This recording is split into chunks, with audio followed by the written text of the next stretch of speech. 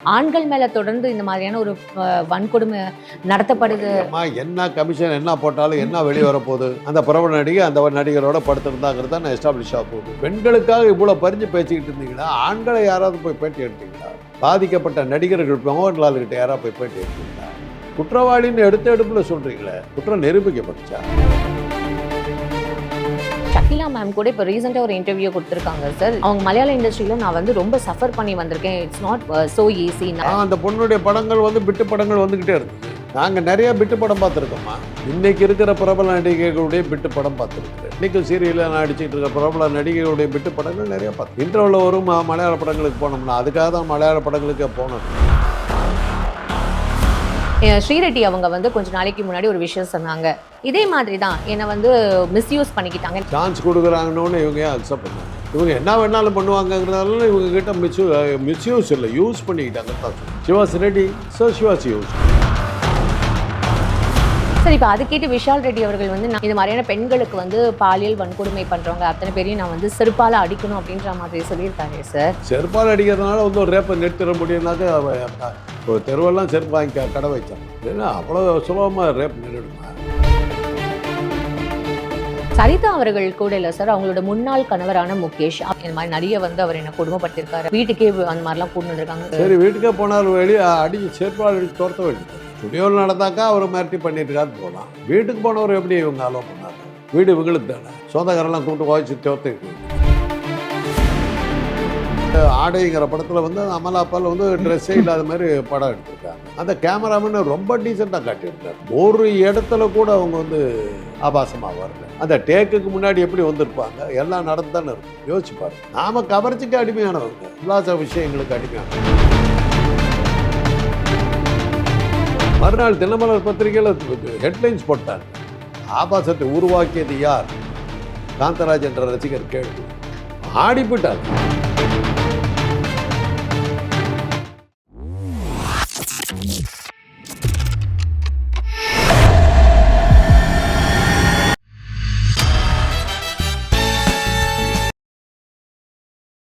ஆண்கள் மேல தொடர்ந்து இந்த மாதிரியான ஒரு வன்கொடுமை நடத்தப்படுது.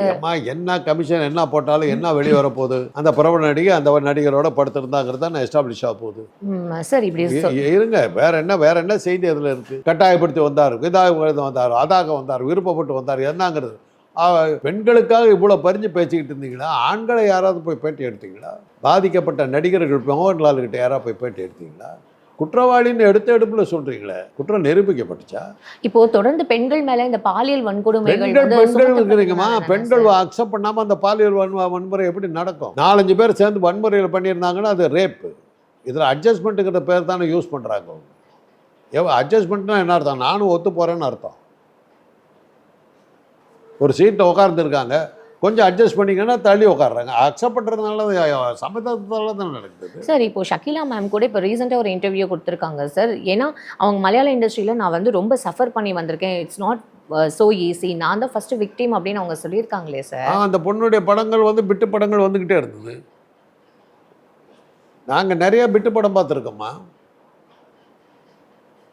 இன்னைக்கு இருக்கிற பிரபல நடிகைகளுடைய பிட்டு படம் பார்த்துருக்குறேன். அன்றைக்கி இது கிடையாது, இன்றைக்கி இருக்கிற டெக்னாலஜிலாம் கிடையாது. அதை சென்சார்ஸை வச்சுக்கிட்டு படம் எடுக்கிறதெல்லாம் கிடையாது, டிஜிட்டல் முறையில் கிடையாது. ஒரிஜினல் படங்கள் பிரபலமாக இன்றைக்கும் சீரியலில் நான் அடிச்சுட்டு இருக்க பிரபல நடிகைகளுடைய பிட்டு படங்கள் நிறையா பார்த்துருக்கேன். இன்டர்வியூவில் வரும் மலையாள படங்களுக்கு போனோம்னா அதுக்காக தான் மலையாள படங்களுக்கே போனோம். நான் அப்போ மலையாள படங்கள் அதுக்கு தான் ஃபேமஸ்ன்ற மாதிரி ஒரு முத்திரை பதிஞ்சிடுச்சு. மலையாள படத்தில் இன்டர்வியூவில் விடுறதுக்கு முன்னாடி பிட்டு படம் போட்டு தான் இன்டர்வியூ. அந்த படத்தினுடைய கதாநாயகி அதில் பிட்டில் நடிச்சிருப்பாங்க. அதெல்லாம் சம்மதத்தோடு தான் நடிச்சிருக்காங்க. அதில் ஒன்றும் அவங்க ஒன்று தள்ளி விட்ட மாதிரியோ அடித்து விட்டாங்க மாதிரியோ எல்லாம் ஒன்றும் கிடையாது. சம்மதத்தோடு தான் நடிச்சாங்க.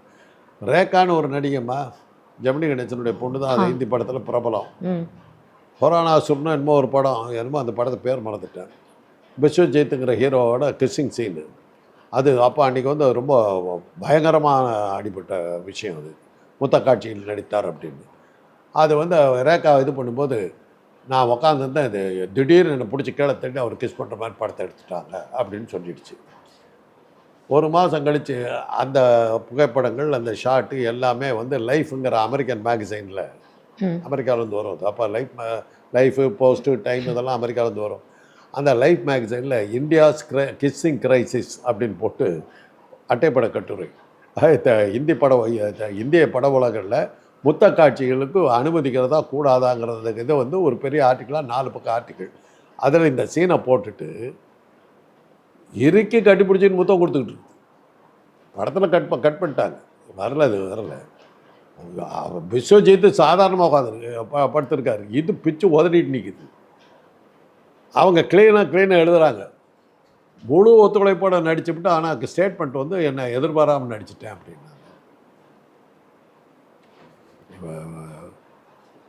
ஒரு பிரபல நடிகை வந்து ஆடைங்கிற படத்தில் வந்து அமலாப்பால் வந்து ட்ரெஸ்ஸே இல்லாத மாதிரி படம் எடுத்திருக்காங்க.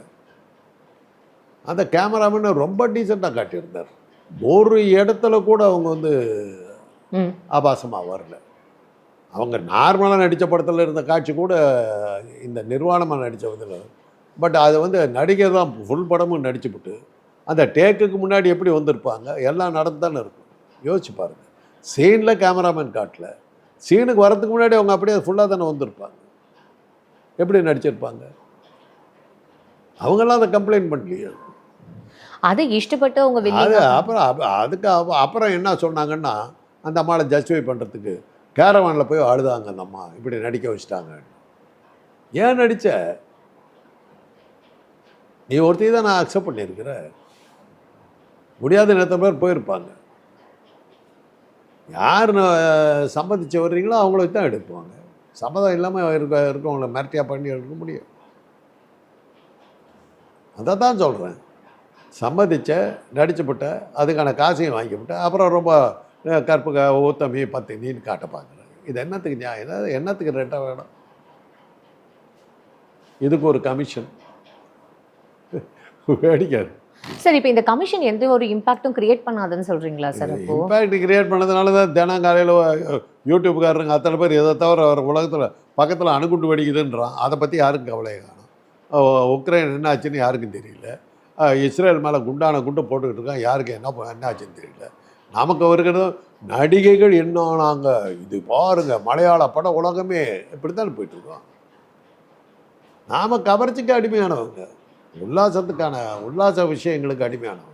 சார், இப்போ பேசிகிட்டு இருக்கிற இந்த தருணத்தில் கூட திருச்சியில் ஒரு காலேஜில் ஒரு பொண்ணு மேலே பாலியல் வன்கொடுமை நடந்திருக்கு சார். ஏன்னா வைஃபை சரி பண்ணுறதுக்காக வந்த ஒரு பர்சன் அந்த பொண்ணுக்கிட்ட அத்துமீறி நடந்துட்டுருக்காரு பாலியல் வன்கொடுமை. இதுக்காக ஒரு ப்ரொட்டஸ்ட் அங்கே போயிட்டுருக்கு சார். அப்போ இது எப்படி சார் பார்க்குறது? அதுக்கு ப்ரொட்டஸ்ட் போயிட்டு இருக்குது இல்லை, உடனடியாக தகராறு வந்துருச்சு இல்லை. ஆமாம், அதுக்கு மக்கள் எழுச்சி இருக்குல்ல. அதுதான் தடுக்கணும்னு நினைக்கிற பொண்ணு அப்படி அதை பண்ணுவா. இவன் 30 வருஷத்துக்கு நடந்ததுக்கு இன்றைக்கி இது புகார் கொடுக்குறா. அதை தான் சொல்ல வரான். இதுக்கு அதுக்கு கம்பேர் பண்ணாதீங்க. அந்த பாலியல் வன்மை நடந்த உடனே அந்த பொண்ணு போலீஸுக்கு போயிடுச்சு. ஊரே கொந்தளிச்சு நிற்கிது. ஆமாம். அது மாதிரி ஏன் இவங்களுக்கு நிற்கலை? யார் ஏன் நிற்கலை? அவ்வளோதான் கேள்வி. ஸ்ரீரெட்டி அவங்க வந்து கொஞ்சம் நாளைக்கு முன்னாடி ஒரு விஷயம் சொன்னாங்க. இதே மாதிரி தான் என்னை மிஸ்யூஸ் பண்ணிக்கிட்டாங்க, எனக்கு சான்ஸ் கொடுக்குறேன்னு சொல்லிட்டு என்னை மிஸ்யூஸ் பண்ணிட்டாங்கன்னு சொல்லிட்டு இங்கே இருக்கிற நிறைய ஆக்டர்ஸ் மேலே அவங்க கம்ப்ளைண்ட் பண்ணாங்களே சார். சான்ஸ் கொடுக்குறாங்கன்னு இவங்க ஏன் அக்செப்ட் பண்ணாங்க? அவ்வளோதான். சான்ஸ் கிடைக்குதுன்னா இவங்க என்ன வேணாலும் பண்ணுவாங்க. இவங்க என்ன வேணாலும் பண்ணுவாங்கங்கிறதால இவங்ககிட்ட மிஸ்யூஸ் இல்லை, யூஸ் பண்ணிக்கிட்டாங்கன்னு தான் சொல்லுவேன். She was ready, so she was used. அவ்வளோதான். அவர்கள் தயாராக இருந்தால் அவர்களை பயன்படுத்தி கொண்டார்கள். அவ்வளோதான். சார், இப்போ இந்த மலையாள நடிகைகள் இன்னொரு விஷயம் சொல்லியிருக்காங்க சார். நாங்கள் இங்கே மலையாளம் இண்டஸ்ட்ரி மட்டும் கிடையாது, நாங்கள் தமிழ் இண்டஸ்ட்ரியில் கூட நாங்கள் நிறைய எல்லா இண்டஸ்ட்ரியும் நான் தான் சொல்கிறேன். சினிமா உலகத்தில் உலகம் முழுவதும் உண்டு. இப்போ நான் பார்த்த ஃப்ராங்கோ ட்ரூஃபா எக்ஸாம்பிள் எதுக்கு சொன்னேன்? அவ்வளோதான் சார். இப்போ அது கேட்டு விஷால் ரெட்டி அவர்கள் நான் இங்கே ஒரு கமிஷனை ஸ்டார்ட் பண்ண போகிறேன், இந்த மாதிரியான பெண்களுக்கு பாலியல் வன்கொடுமை பண்ணுறவங்க அத்தனை பேரையும் நான் செருப்பால் அடிப்பேன், செருப்பால் அடிக்கணும் அப்படின்ற மாதிரி சொல்லியிருக்காரு சார். அது விவேக் படத்தில் ஒரு ஜோக் தான். 2 தடவை செருப்பால் அடி எதுக்கு, நான் அவளை போய் ரேப் பண்ண போகிறேன்னு சொல்லிட்டு அட்வான்ஸை கொடுத்துட்டு தான் நான் ரேப் பண்ணணும் அந்த படத்தில். அந்த மாதிரி இதெல்லாம் முடிவுகளாங்க. ஆணும் பெண்ணும் சேர்ந்து இருக்கிற இடத்துல ஒரு சன நேரத்தில் ஏற்படுற ஒரு உணர்வுகள் கற்பனை. சரி, இதை சொல்லலை, இது சம்மதத்தோடு நடக்குது. இது வந்து அட்ஜஸ்ட்மெண்ட்டு, இது கற்பழிப்பு இல்லை. கேட்டார், சரி உனக்கு சான்ஸ் வேணுன்னா இப்போ ஓகே சொன்னீங்கன்னா சான்ஸ் கொடுக்குறேன்னு. சரி ஓகேண்ணா, முடிஞ்சு போச்சு. அப்புறம் வந்து இப்போ பண்ணிட்டாருன்னு சொல்லி புலப்புறாங்க. ஒரு வேளை கேட்ட அளவு கொடுக்கலையோ என்னமோ, அதுவும் இருக்கலாம். இத்தனை வருஷம் கழித்து சொல்கிறது வந்து இது செருப்பால் அடிக்கிறதுனால வந்து ஒரு ரேப்பை நிறுத்திட முடியும்னாக்கா தெருவெல்லாம் செருப்பு வாங்கி கடை வச்சிடலாம். ஏன்னா அவ்வளோ சுலபமாக ரேப் நின்றுடுமா? சரிதா அவர்கள் கூட இல்லை சார், அவங்களோட முன்னாள் கணவரான முகேஷ், அவர் வந்து என்ன இந்த மலையாளம் இண்டஸ்ட்ரியில் வந்து is a lead character role, நகைச்சுவை நடிகராக இருந்தவர். அவர் பேரில் அவ்வளோ வந்து ஒரு விஷயங்கள் மனசு திறந்து ஓப்பனாக அழுது சொல்லியிருக்காங்க. இந்த மாதிரி நிறைய வந்து அவர் என்னை கொடுமைப்படுத்தியிருக்காரு, அவர் சந்தோஷமாக இருக்கணுன்றதுக்காக வீட்டுக்கே அந்த மாதிரிலாம் கூட்டு வந்திருக்காங்க. ஸோ இதெல்லாம் வந்து ஒரு சரி, வீட்டுக்கே போனாலும் வெளியே அடித்து செருப்பால் அடித்து துரத்த வேண்டியதானே. ஸ்டுடியோவில் நடந்தாக்கா அவர் மிரட்டி பண்ணிட்டுருக்காரு போகலாம். வீட்டுக்கு போனவர் எப்படி இவங்க அலோவ் பண்ணாங்க? வீடு இவங்களுக்கு தானே, சொந்தக்காரெல்லாம் கூப்பிட்டு வாய்ச்சி தோர்த்திருக்க வேண்டியது தானே. அப்புறம் வீட்லேயே வந்து பண்ணாருனாக்கா என்ன அர்த்தம்? வீட்டில் அது நடந்துருக்குதுன்னு அர்த்தம், சம்மதத்தோடு தான் நடந்துருக்குதுன்னு அர்த்தம். யோசிச்சு பாருங்கம்மா, இதுக்கெல்லாம் இப்போ விளக்கம் கொடுக்கணுமா என்ன? ஸ்டுடியோவில் நடந்ததுனாக்கா ஸ்டுடியோவில் அவர் ஆளுங்க இருந்தாங்க, மிரட்டாங்க, பயந்துட்டேன், இது பண்ணாருன்னா. வீட்டுக்கே வந்தாருனாக்கா அப்போ வீட்டில் நீ உன் சொந்தக்காரலாம் என்ன பண்ணிகிட்டு இருந்தா?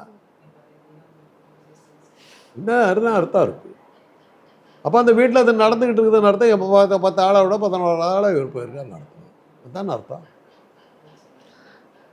சார் சங்கீதா அவங்க பேசினது இப்போ ரீசெண்டாக ஒரு சர்ச்சைக்குரிய விஷயமா மாறி இருக்கு சார். நடிகை சங்கீதா அவங்க என்ன சொன்னாங்க, தமிழ் இண்டஸ்ட்ரியை விட தெலுங்கு இண்டஸ்ட்ரியில் வந்து மரியாதை ஜாஸ்தி கொடுப்பாங்க அப்படின்ற மாதிரியே சொல்லியிருக்காங்க சார். ஸோ அது என்ன சார்? அது அவங்க அபிப்பிராயம். அந்த ஆண்களை அவங்க காப்பாற்றுறாங்க, அவ்வளோதான். அவங்க ஹீரோஸாக அவங்க காட்டி கொடுக்கல, அவ்வளோதான். மலையாள இண்டஸ்ட்ரியில் தான்மா காட்டி கொடுத்துருக்காங்க. தமிழ் ஹீரோயின்ஸ் யாரும் பேசுகிறேன், தமிழ் ஹீரோயின்ஸ் யாரும் பேசுகிறேன். 100-300 படங்களில் ஒன்றா நடித்த பிரேம்லேஜர், ஷீலாவும் அந்த மாதிரி பேசுகிறேன். பிரேம்லேஜர் 300 படங்கள் நடித்தார், காட்சியில் கூட நடித்தது. ஆனால் ஷீலா ஆபாசத்தின் உச்சத்தில் இருந்திருக்கார். சில தெலுங்கு படங்களில் அந்த ஷீலாவாங்கிற மாதிரி நடுங்கிற மாதிரி ஏறத்தாழ நிர்வாணமாக வந்திருக்கேன். ஒரு நீங்கள் பெண்ணாக இருக்கிறதுனால கேட்கறதுக்கு கொஞ்சம் கூச்சமாக இருக்குது. அந்த கூச்சம் வந்து வெள்ளை புடவையை கட்டிக்கிட்டு மழையில் நனைஞ்சிக்கிட்டு பாடுறாங்களே, அந்த பாட்டு எதுக்காக வருது? அந்த காட்சியில் நடிக்க முடியாதுன்னு சொல்லலாம். என்ன பாட்டுகள் வரிகள் எவ்வளோ இருக்குது. இதழே இதழே தேன் வேண்டும், இடையே இடையே நீ வேண்டும்னு ஒரு பாட்டு. எம்ஜிஆர், ராதா சலூஜாவும் இதய கனி படத்தில் அந்த பாட்டை போட்டு பாருங்க, என்ன மாதிரி சீனு.